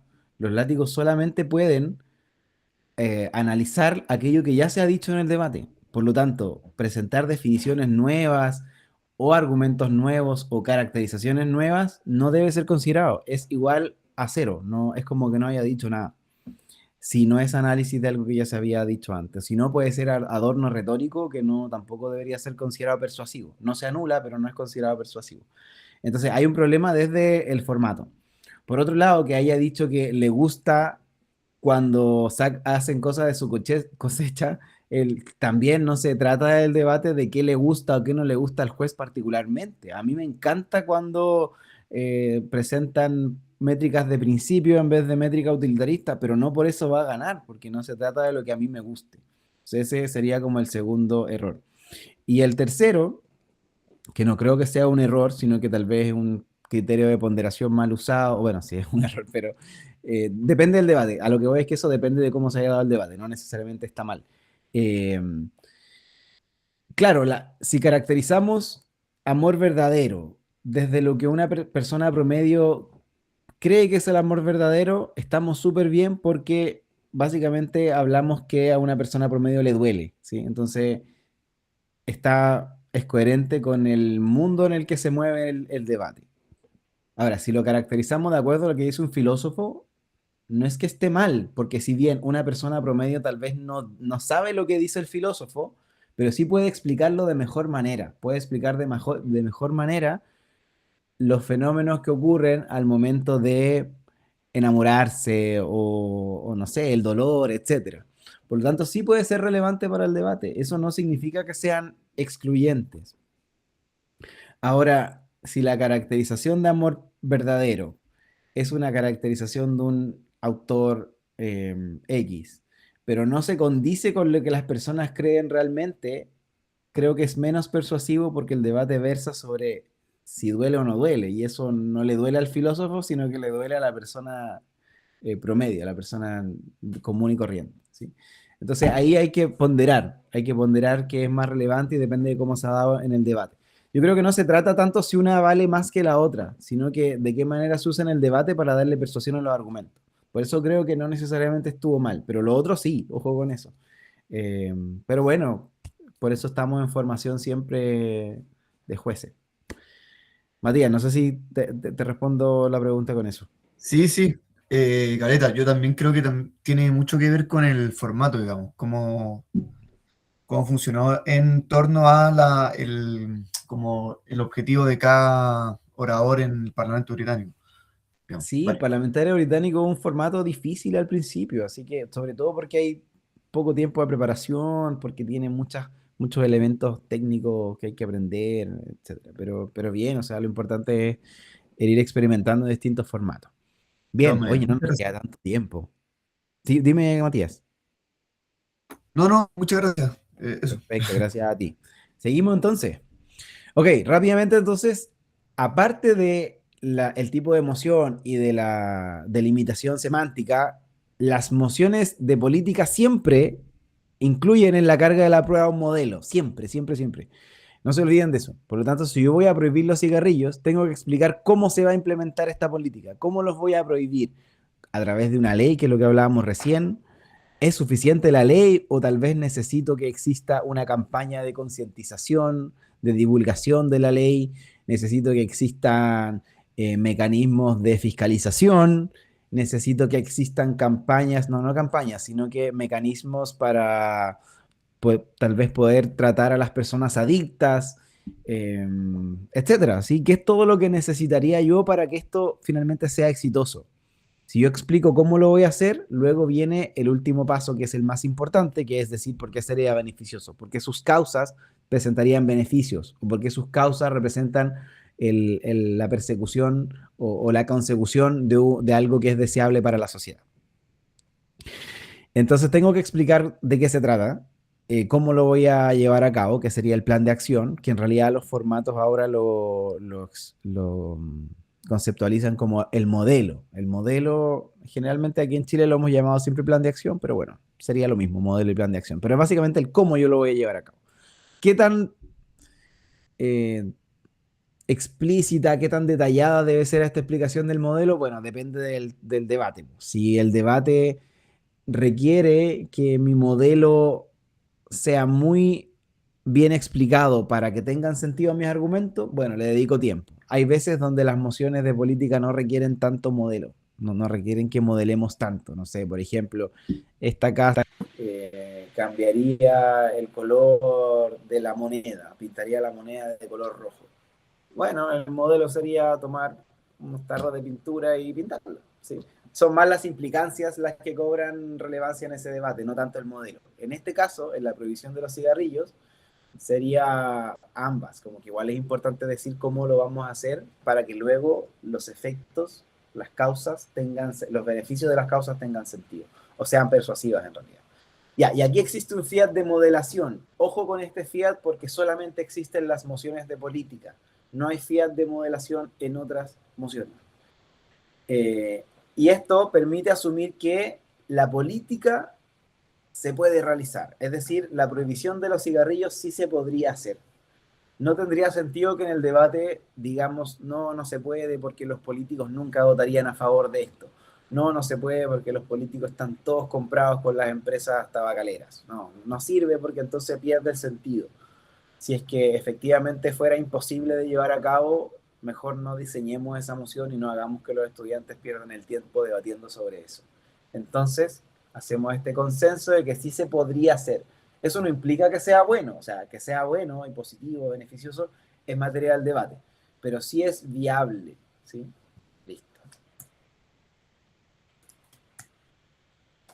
Otro ejemplo con una moción de lamentar.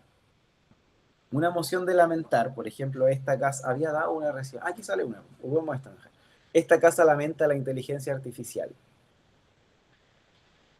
En este caso, yo sé que a muchos no les gusta la palabra lamenta en las mociones, pero es que en realidad no debe tomarse tan literalmente. Entonces ahí vamos al tipo de emoción. La primera parte de la moción, de la interpretación de la moción, es el tipo de emoción. Las mociones de lamentar o de lamentación se interpretan de la siguiente manera. Esto sale en el reglamento, lo pueden leer cuando quieran. Yo les voy a compartir un documento que está súper bueno sobre el tipo de emociones.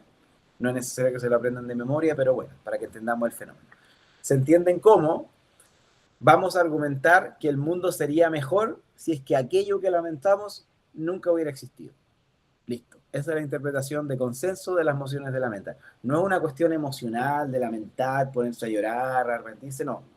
Sino que es, básicamente, vamos a argumentar por qué el mundo sería mejor, en este caso, si nunca hubiera existido la inteligencia artificial. Por eso lamentamos la inteligencia artificial. Entonces, ya el consenso del tipo de emoción te da elementos clave que debes fundamentar, que debes sostener en tu carga de la prueba. Entonces yo voy a decir que el mundo sería mejor si es que nunca hubiera existido. Pero ¿qué pasaría en un mundo donde nunca existió la inteligencia artificial? ¿Cómo sería ese mundo? Sería un mundo diferente. Por eso aquí está, no sé si vieron Stranger Things, pero aquí está el otro mundo. El mundo, ¿cómo se llama? El mundo upside down, el mundo para abajo. Bueno, este mundo donde no existe la inteligencia artificial se llama contrafáctico, y el contrafáctico es parte de la carga de la prueba. Ok, esto parece ser súper técnico, pero igual sirve para ejercicio en aula independiente de que no vamos a la competencia, porque describir mundos es un ejercicio súper enriquecedor para las argumentaciones. Con un mundo me refiero a una realidad, a una visión que tenemos de la sociedad o de una parte de la sociedad. ¿Cómo sería el mundo si nunca hubiera existido la inteligencia artificial? Bueno, primero no tendríamos ChatGPT o ChatGPT, no tendríamos que hacer nuestro trabajo a mano como antes, a mano como en computador, pero se entiende que no lo hace la inteligencia artificial.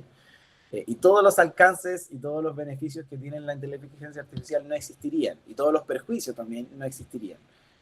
Pero además, si es que no existiera la inteligencia artificial, tal vez existirían otras cosas, otras alternativas. ¿Sí? Entonces, tenemos que describir este mundo. Si es que vamos a tener un debate de este tipo, fuera del contexto de un torneo de debate, con debatientes o estudiantes que son novatos en la disciplina, más allá de que se aprendan el concepto de contrafáctico, que es muy técnico, no es necesario. Si ustedes están debatiendo, por ejemplo, se debería promover la compra de vehículos eléctricos. Ok, aquí esa no es una moción de lamentación, por lo tanto no requiero incluir un contrafáctico en la prueba, que es lo que estamos viendo ahora. Pero igual es importante que los estudiantes entiendan que describir cómo es el mundo para luego sobre eso argumentar si las cosas son buenas o malas, le da algo que yo sé que ya vieron con Natalie, que es una mecanización del argumento. Los argumentos se mecanizan de dos maneras, con caracterizaciones y con razonamientos. A partir de las caracterizaciones, yo voy estableciendo observaciones de la realidad y sacando conclusiones. Es como observación científica, ¿sí? Pero llevado a lo simple en debate. La realidad es de esta manera, las personas piensan de esta manera.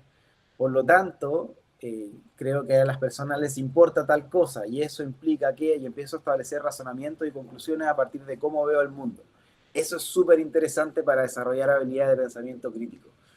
Que no piensen en el auto eléctrico como algo técnico, que no debatan sobre únicamente si contamina más o contamina menos, sino que debatan sobre cómo las personas se comportan frente a un mundo donde todos los autos son eléctricos. ¿Qué pasa con las personas que trabajan en las empresas petroleras?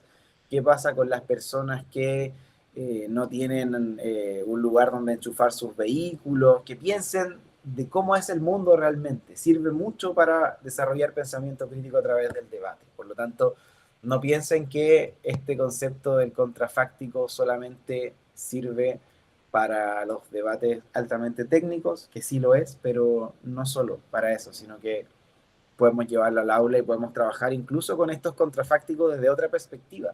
Los contrafácticos también se dan en las mociones donde se llama preferencia de mundo, pero más allá del nombre, donde establecemos un ejercicio de fantasía o de ficción. estos debates son muy buenos para estudiantes novatos porque podemos tomar una película, por ejemplo, no sé, Cars, la película esta de los autitos. Entonces, en el mundo de la película Cars, creemos que se debería, no sé, establecer un impuesto al combustible, no sé, más duro para todos los autos, no sé. Algo que tenga que ver con las películas o que tenga que ver con series. Por ejemplo, aquí mismo sale Stranger Things. Esta casa nunca se atrevería a ir a explorar el submundo, por ejemplo. Entonces ahí los estudiantes entran en un debate sobre los mundos. No me refiero directamente a lo que la imagen establece, sino que entran en el mundo de la ficción, cómo piensan los personajes, cómo se desarrolla el universo de los personajes, debatir sobre superhéroes en un mundo donde hay personas que pueden volar, hay personas que pueden ser invisibles. Eso es tremendamente importante es una herramienta muy buena para el desarrollo de pensamiento crítico, y lo que se aprende del contrafáctico, de la caracterización de un contrafáctico, es súper bueno, porque si nosotros decimos, no sé, nos gustaría que los seres humanos pudieran volar, el otro equipo va a decir, no me gustaría que los seres humanos puedan volar. Entonces un equipo va a estar defendiendo un mundo donde sí pueden volar y el otro equipo va a estar defendiendo un mundo donde no pueden volar. Eso es contrafáctico, aunque no le pongamos ese nombre, es contrafáctico. Ok, entonces, volviendo a las mociones de lamentación, aquí la carga de la prueba no implica un modelo, pero sí implica un contrafáctico. Hay que describir cómo sería ese mundo. La carga de la prueba implica explicar cómo sería el mundo donde no existe la inteligencia artificial, donde no tenemos esta herramienta, donde no se gasta tanta agua para poder hacer funcionar los procesadores, donde no ha subido el precio de las tarjetas gráficas a niveles exponenciales, donde no existe un peligro de que las inteligencias artificiales dominen el mundo, etcétera. Todo lo que queramos meter en el debate, toda esa descripción es parte de la carga de la prueba. Reglas del contrafáctico, y con esto ya vamos terminando. No alcanzamos a hacer el ejercicio, bueno, pero igual vimos algunos ejemplos. Reglas del contrafáctico. Primero, no existe modelo ni fiat, porque eso es de las mociones de política, fiat de moderación me refiero. El contrafáctico no puede ser cualquier cosa, sino que tiene que estar justificado, que sea razonable. O sea, yo no puedo decir que si no existe la inteligencia artificial, entonces van a existir, no sé, robots que tengan super fuerza. No tiene mucha relación, no está justificado, por lo tanto no puedo inventar un mundo de la nada, sino que tiene que tener un ejercicio de el mundo es tal y como lo conocemos, solo le cambiamos esta variable y cuáles son las consecuencias de eso. No se permite construir una utopía arbitraria, bueno, es lo que les decía recién. Listo. ¿Y qué habría ocupado el espacio de la inteligencia artificial? Si no hubiera inteligencia artificial, probablemente esos mismos procesadores estarían usándose en otra cosa. ¿Bien? Ok, métricas. Esto lo vemos después. Ya, quiero llegar acá. Es que este es el mapa. Partimos con el análisis de la moción, o la tesis del debate. Para estos efectos es lo mismo, solo que estamos hablando de conceptos que vienen de los formatos parlamentarios. Definimos y encuadramos la moción a través de el tipo de moción, a través de qué significan los conceptos y a través de qué queremos incorporar y qué queremos sacar del debate. Llegamos a la carga de la prueba principal y ahora incluimos un concepto que lo vamos a dejar pendiente para la próxima sesión, pero que son las métricas. Las métricas son los criterios con los cuales yo evalúo la persuasión de los argumentos. Entonces, aquí podemos tener un choque de métricas. Una métrica A mí me parece que lo más importante son los beneficios para la salud de las personas. Por otro lado, el equipo B dice que lo más importante debería ser el beneficio económico para las personas. Entonces, ¿qué es más importante? Bueno, debatamos sobre eso y con eso medimos qué argumentos son más persuasivos. Y después de eso empezamos a ir a terreno argumentativo. Si se fijan, aquí hay un degradado azul que está a propósito, porque el terreno argumentativo es azul. Por lo tanto, la métrica está entre medio. La métrica es la transición entre todo el ejercicio de delimitación, todo el ejercicio de delimitación, pero también es un poquito de argumentación, porque las métricas se tienen que argumentar y se tienen que fundamentar. Bueno, esto lo vamos a profundizar en la próxima sesión. Les voy a dejar esto como tarea, entonces, ya que no lo hicimos acá. No, pero solo, esta no es la actividad sincrónica, solo para que lo piensen. Moción. Esta casa lamenta la narrativa de que el trabajo duro siempre conduce al éxito. Recuerden que todo esto va a quedar grabado, así que va a estar disponible la presentación. También subo la presentación en formato PDF, por si acaso. Ya. Esta casa lamenta la narrativa de que el trabajo duro siempre conduce al éxito. Primero, pensemos cuál sería el tipo de emoción. Esto veámoslo al tiro. Total, no nos vamos a demorar mucho. ¿Cuál es el tipo de emoción acá? ¿Cómo se llama? Emoción de lamentar. Perfecto, es la misma que vimos recién. Por lo tanto, hay un contrafáctico. Entonces, tipo de emoción y carga de la prueba. Eso, bueno, esto está en inglés, así que no lo pesquen. Y carga de la prueba. Proponemos un framing in, un framing out. ¿Qué vamos a incluir en el debate y qué cosa no? Recuerden que el debate se trata de que creemos que el mundo sería mejor si es que no existiera esta narrativa. ¿Y qué dice la narrativa? Que el trabajo duro siempre conduce al éxito. Esto es una moción súper difícil. Por eso se las quiero dejar para que le dé una vuelta. Y lo comentamos en la próxima sesión. Es difícil porque es de lamentación, lo que implica una negación, ¿sí? Negamos algo porque creemos que el mundo sería mejor si es que no existiera, pero por otro lado no negamos ni el trabajo duro ni negamos el éxito. Estamos negando la narrativa, y la narrativa es el hecho de que las personas crean, aunque sea verdad o sea mentira, pero lo creen, muchas personas, no necesariamente todas, pero que existe una creencia de que el trabajo duro siempre conduce al éxito. Entonces la moción que tiene como 3 o 4 capas de análisis, no es para personas novatas, por eso la quería poner acá para que la analizáramos paso por paso. Lo comentamos en la próxima sesión. Entonces, vean qué cosa es relevante incluir y qué cosa es relevante excluir en el debate, en esta moción, y establezcan métricas, ¿ya? Yo sé que no alcanzamos a ver bien el concepto de métrica, pero piensen qué es lo que creen ustedes que es importante en este debate. Con esto vamos a beneficiar que se reduce tal vez el estrés de las personas, queremos mejorar la salud mental de las personas, como en general, queremos que las personas sean más productivas. ¿Qué creen ustedes que debería ser considerado más relevante en este debate? Eso luego se va a debatir. ¿Bien? Preguntas. Nos faltaron las métricas. Esto lo vamos Hay a unas ver. por ahí, Lo vamos a unas ver preguntas. después. Hay unas en el chat. Ah, hay unas en el chat, perfecto. Gracias, Nati. Qué bueno que estés ahí, atenta. Ok, ¿dónde quedé? Ok, OMS, ardillazo, muy malo.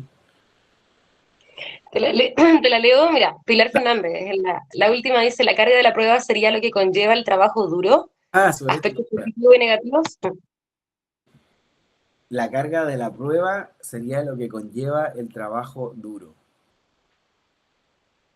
No necesariamente. Ojo con el concepto de narrativa. No quiero que piensen que eso se excluye del debate. Puede estar dentro del debate, pero la carga de la prueba principal está relacionada con la narrativa. ¿Qué conlleva la narrativa? No qué conlleva el trabajo duro. Porque no necesariamente yo trabajo duro, pero yo creo que si trabajara duro me iría bien o sería una persona exitosa. Es la narrativa la que establece la carga de la prueba principal, ¿sí? La creencia de. Y esa creencia puede ser real, puede ser falsa, pero si yo creo en algo, entonces eso ya tiene efectos, ¿sí? Por ejemplo, no sé, la creencia de que el chileno es solidario, ¿sí? Siempre se dice, los chilenos son súper solidarios. Yo no sé si los chilenos son tan solidarios, tal vez sí, pero no sé, a lo mejor los peruanos son igual de solidarios, da lo mismo en este debate, porque es la narrativa de, si nosotros creemos que los chilenos son solidarios, entonces la Teletón es un éxito, entonces existen muchas campañas X, entonces la creencia genera efectos, entonces ojo con eso, hagan ese análisis y lo comentamos en la próxima sesión. ¿Qué implica para la sociedad esa creencia? Esa sería la métrica tal vez. Claro, o sea, tenemos que hacer el ejercicio de cuáles son las implicancias, pero luego de esas implicancias sería qué creo que es más persuasivo. ¿Cuál de esas implicancias sería más persuasiva? ¿Sí? Por ahí va, por ahí, por lo que dice Natalie va. ¿Cuál de esas implicancias me parece más importante? Que el hecho de que las personas crean esto va a hacer que quieran ser más exitosas, va a hacer que trabajen más duro, que no exista esta narrativa, va a hacer que las personas no se sientan frustradas y que no sean exitosas, que que dediquen más tiempo a su familia, etc. Por ahí va, por ahí va. Estoy dando hartas pistas. ¿Más preguntas? Ya, la métrica sería qué es lo que se debe mostrar durante el debate. Eso que tú planteas es más parecido a la carga de la prueba. ¿Qué es lo que se debe demostrar en el debate? Es la carga de la prueba. La métrica es cómo yo evalúo si mis argumentos serían persuasivos o no. Por ejemplo, en este caso, tengo que demostrar que el mundo sería mejor si es que no existiera esta narrativa. Esa sería mi carga de la prueba. Y la narrativa podemos definir trabajo duro, podemos definir éxito, y ahí vamos a tener una interpretación de la emoción. Pero la métrica son los criterios, ¿sí? Yo voy a demostrar que esto no sería bueno para el mundo, o el mundo no sería bueno si es que la gente cree en esto, porque entonces, y no es el argumento, porque los argumentos van a estar conectados con la métrica, pero la métrica es el macro, ¿sí? Porque generaría un beneficio X para las personas, porque generaría que las personas tuvieran más amor propio, no sé, o que les doliera menos el amor verdadero, no sé, conectándolo con el ejemplo de Matías. Pero piensen en qué cosas deberían ser más importantes. No significa que necesariamente todos los argumentos vayan a conectar con esa métrica. Eso es lo que le quería explicar en la lámina anterior, pero lo vamos a explicar la próxima semana. Que las métricas, pueden haber muchas métricas en un debate, y el ejercicio es ver cómo mis argumentos van conectando con esas métricas. Esa es la clave del debate. Pero bueno, lo profundizamos más adelante. ¿Hay alguna otra pregunta? Ya, yo sé que ha estado bien densa esta sesión. No alcanzamos a hacer el ejercicio, lo vamos a hacer la próxima semana. La semana subsiguiente, perdón, porque la próxima semana tenemos actividad sincrónica. Les voy a dar las instrucciones el próximo miércoles, que vamos a mantener ese mismo horario que estableció Natalie, así que ahí les pido que estén atentos. Hay otra pregunta. ¿Podría definirse la métrica como el nivel de impacto, con positivo y negativo? Sí, podría ser, se acerca, sí, va por ahí. Más que el nivel de impacto, porque el nivel de impacto podría ser más un criterio de ponderación. Es cuál es el ámbito del impacto, ¿sí? Yo quiero impactar en la salud mental, o quiero impactar en el dinero, o quiero impactar en no sé, en la productividad, o quiero impactar en la salud física. Más allá de si impacto mucho o poco, que eso yo entiendo que sería como el nivel de impacto, yo puedo impactar mucho o poco con eso, no se trata de eso, sino que se trata del ámbito donde yo quiero impactar. Eso. Bien. Muchas gracias. Recuerden que esto queda grabado y bueno, seguimos adelante con el diplomado. Que estén súper bien. Si hay dudas, si es que no se les ocurrieron algunas preguntas ahora, pero surgen después, está el foro de consultas en la plataforma. Así que ojo con eso, es un buen mecanismo para dejar ahí sus preguntas. Que estén súper bien.